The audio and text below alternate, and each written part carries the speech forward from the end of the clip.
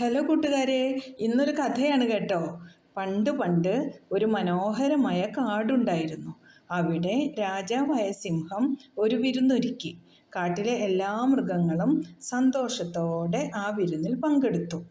എല്ലാവരും മതിവരുവോളം ഭക്ഷണം കഴിച്ചു.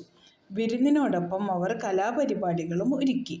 ആദ്യം പാട്ടുകാരനായ കുയിൽ ഒരു മനോഹരമായ പാട്ടുപാടി. എല്ലാവരും കുയിലിൻ്റെ പാട്ട് ആസ്വദിച്ചു.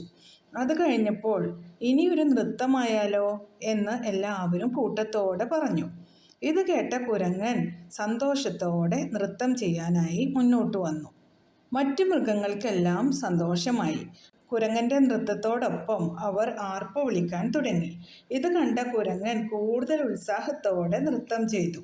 എന്നാൽ കുരങ്ങന്റെ നൃത്തം എല്ലാവരും ആസ്വദിക്കുന്നത് കുറുക്കച്ചൻ ഒട്ടും രസിച്ചില്ല.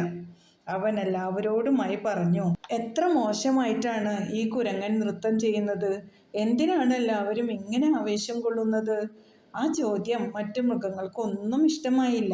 അവർ കുറുക്കനോട് ചോദിച്ചു, നിനക്ക് ഇതിലും നന്നായി നൃത്തം ചെയ്യാൻ അറിയുന്നത് കൊണ്ടാണോ ഈ കുരങ്ങന്റെ നൃത്തം നിനക്ക് ഇഷ്ടപ്പെടാത്തത്? കുറുക്കൻ പറഞ്ഞു, ശരിയാണ്, ഈ നൃത്തം വളരെ മോശമാണ്. എനിക്ക് ഇതിലും മനോഹരമായി നൃത്തം ചെയ്യാൻ അറിയാം. ഇത് കേട്ട മാൻ മനസ്സിൽ കരുതി, എന്തൊരു അസൂയയാണ് ഈ കുറുക്കച്ചന്. ഇവനെ ഒരു പാഠം പഠിപ്പിക്കണം.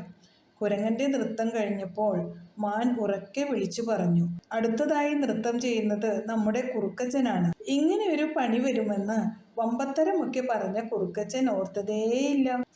രാജാവിൻ്റെയും മറ്റു മൃഗങ്ങളുടെയും നിർബന്ധത്തിന് വഴങ്ങി കുറുക്കച്ചൻ നൃത്തം ചെയ്യാൻ തുടങ്ങി. അവന് കുരങ്ങിൻ്റേതുപോലെ നൃത്തമൊന്നും അറിയില്ല. അവൻ എന്തെല്ലാമോ കൈകൾ ഉയർത്തിയും തലയാട്ടിയും ഒക്കെ കാണിച്ചു. കുരങ്ങന്റെ നൃത്തം കണ്ട് കൈയടിച്ചവർക്കെല്ലാം ഇത് കണ്ട് കോപം അടക്കാനായില്ല. അസൂയ മൂത്ത് അറിയാത്ത കാര്യം ചെയ്യാനൊരുങ്ങിയ കുറുക്കച്ചനെ എല്ലാവരും പരിഹസിച്ചു. കുറുക്കച്ചന് തൻ്റെ അമളി മനസ്സിലായി. പിന്നീട് ഒരിക്കലും അവൻ മറ്റുള്ളവരോട് അസൂയ കാണിച്ചിട്ടില്ല. കൂട്ടുകാരെ, ഇതിൽ നിന്ന് നമുക്കെന്താണ് പഠിക്കാനുള്ളത്? നമുക്കില്ലാത്ത ഒരുപാട് കഴിവുകൾ മറ്റുള്ളവർക്കുണ്ടാകും. ഓരോരുത്തരും വ്യത്യസ്തരാണ്, കഴിവുകളും വ്യത്യസ്തമാണ്. അതുകൊണ്ട് നമ്മൾ നമ്മുടെ കഴിവുകൾ ഉയർത്തിക്കൊണ്ടുവരുന്നതോടൊപ്പം മറ്റുള്ളവരുടെ കഴിവ് അംഗീകരിക്കാനും പഠിക്കണം. സ്വന്തം കഴിവുകൾ കണ്ടെത്തിയും മറ്റുള്ളവരുടെ കഴിവുകൾ കണ്ട് അത് ആസ്വദിച്ചും അനുമോദിച്ചും എൻ്റെ എല്ലാ കൂട്ടുകാരുടെയും ലൈഫ് ബ്യൂട്ടിഫുൾ ആകട്ടെ. എന്നാൽ ശരി കൂട്ടുകാരെ, ബൈ ബൈ, താങ്ക് യു.